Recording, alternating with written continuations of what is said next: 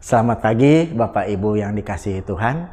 Salam jumpa lagi dalam Renungan Harian GKI Kebonjati bersama saya Max Werinusa. Melalui tema pagi ini, saya mampu. Adapun bacaan firman Tuhan diambil dari Keluaran 2 ayat yang ke-14. Demikian. Siapakah yang mengangkat engkau menjadi pemimpin dan hakim atas kami? Apakah engkau bermaksud membunuh aku, sama seperti engkau telah membunuh orang Mesir itu? Musa menjadi takut sebab pikirnya kejadian itu tentu telah ketahuan.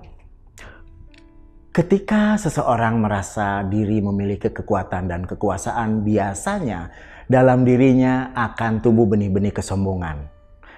Keadaan ini akan membuatnya merasa diri mampu untuk mengatasi berbagai persoalan tanpa perlu lagi mengandalkan Tuhan. Saya ingin mengajak Bapak Ibu Saudara untuk kita merenung sejenak. Bukankah masa-masa seperti ini juga pernah menjadi satu bagian dalam hidup kita semua? Ketika kita mengenal Tuhan dan hidup dalam berkat-berkat-Nya yang berkelimpahan, kemudian kita merasa dengan segala hal yang kita miliki, kita mampu mengatasi setiap masalah. Kita mencoba menghadapi setiap persoalan hidup dengan cara kita sendiri dan tanpa melibatkan Tuhan. Dalam bacaan kita tadi, babak pertama kehidupan Musa adalah sebagai contoh seorang yang merasa mampu dan mengatasi setiap persoalan dengan kekuatannya sendiri.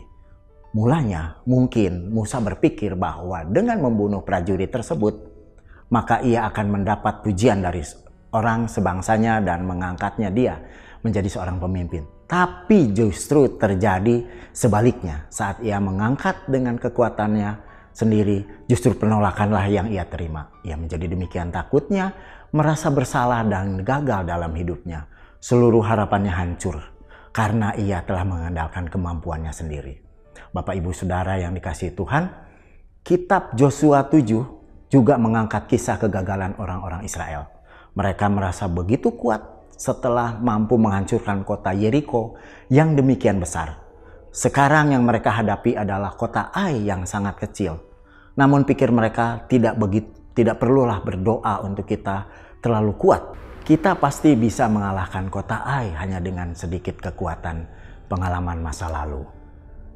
Ternyata telah membuat mereka menjadi sombong dan tidak lagi meminta pertimbangan Tuhan.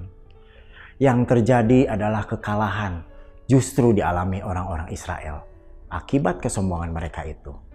Entah telah berapa kali mungkin kita mendengar khotbah atau tentang ini, kesombongan diri ini. Namun yang jelas hari ini Tuhan mengingatkan kita kembali bahwa di saat diri kita merasa mampu dan kuat sehingga kita melupakan Tuhan, maka kehancuranlah yang akan kita peroleh.